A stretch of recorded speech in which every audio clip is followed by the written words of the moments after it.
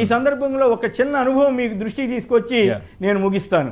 అదేమిటంటే నేను ఈ మధ్య గుడివాడ దగ్గర పోలిమెట్ల అనే విలేజ్కి వెళ్ళాను. అక్కడ నాకు వ్యక్తిగతంగా ఒక కార్యక్రమం ఉంటే వెళ్ళాను. ఆశ్చర్యంగా నన్ను అక్కడ కొంతమంది ప్రత్యేకించి బలహీన వర్గాల వారికి చెందిన వారు నన్ను గుర్తుపట్టి పలకరించారు. మీరు సాక్షి టీవీలో వస్తారు కదా సార్, మీరే కదా, మీ పేరు అంటే వాళ్ళకి అంత జ్ఞాపక శక్తిగా అంటే అవును నేను కేఎస్ఆర్ సార్ అని చెప్పి మాట్లాడుతూ వాళ్ళు చాలా నాతో మాట్లాడారంటే దాని అర్థం ఏంటి, జగన్ గారి గురించి మాట్లాడతాననే ఒక నమ్మకం విశ్వాసంతో వాళ్ళు మాట్లాడారు. మీరు ఆశ్చర్యపోతారు. ఒక వృద్ధుడు బహుశా 60-65 ఏళ్ళు ఉంటాయేమో, అతను నా దగ్గరికి వచ్చి నా చేయి పట్టుకుని అయ్యా జగన్ గారు జాగ్రత్త అయ్యా అని చెప్తే నాకైతే ఆశ్చర్యం వేసింది. అంటే జగన్ గారు అంత ఆదరాభిమానం సంపాదించుకున్నారా?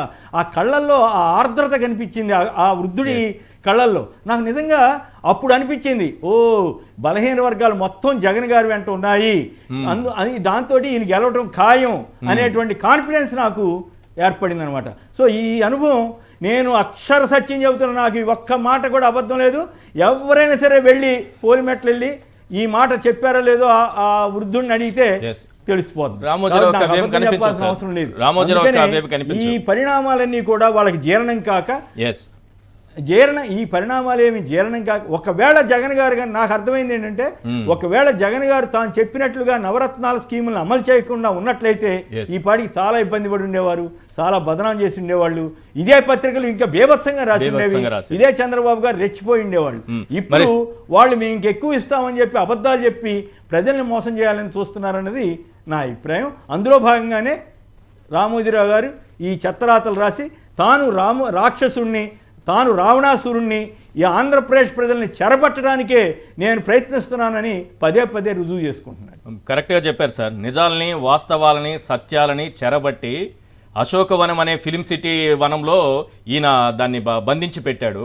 రేపు 5 కోట్ల మంది ప్రజలు ఒక్కొక్కరు ఒక్కొక్క హనుమంతుడై రాముడు లాంటి సీఎంకి అండగా ఉండి వీటన్నిటినీ కాపాడుకుంటారు సార్. ఈ దశకంఠుడి నుంచి మీరు చెప్పిన రామాయణానికి 2 ముక్కలు యాడ్ చేశాను, దశకంఠుడు అన్నారు కాబట్టి.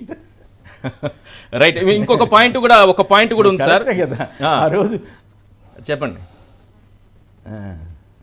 ఆ రోజు సీతమ్మ వారిని చెరపట్టాడని రామాయణంలో చదివాం కదా, అట్లాగే ఇప్పుడు రామోజీరావు గారు ఆ ఫిలిం సిటీ కొండ మీద కూర్చుని ఇక్కడ ఆంధ్రప్రదేశ్ ప్రజల మీద శాసించాలని చెరపట్టాలని చూస్తున్నారు. కానీ ఆంధ్రప్రదేశ్ ప్రజలు ఈ విషయాన్ని గమనించాలని అనుకోవక్కర్లేదు. రోజు పొద్దున్నే పేపర్ చూడాలంటేనే మీరు నమ్మండి నమ్మకపోండి, నాకైతే ఒక రకంగా నిజంగా బీపీ అనండి చేదరనండి ఆ పరిస్థితి తీసుకెళ్తున్నాడు. అది చాలా అత్యంత బాధాకరం, శోచనీయం. ఇక్కడ ఉండొచ్చు, ఇంకోటి ఉండొచ్చు, కానీ ఒక విజ్ఞత, ఒక పద్ధతి, ఒక నిజాయితీ, ఒక విలువలు మెయింటైన్ చేయటం ఏమి లేకపోతే ఇంకెందుకండి రామోజీరావు గారు ఇంత పేరు తెచ్చుకుని పద్మవిభూషణ్ తెచ్చుకుని చివరికి అవన్నీ బూడిదలో పోసిన పన్నీరే కదా, గుట్టలో పోసిన పన్నీర్ అనాలి.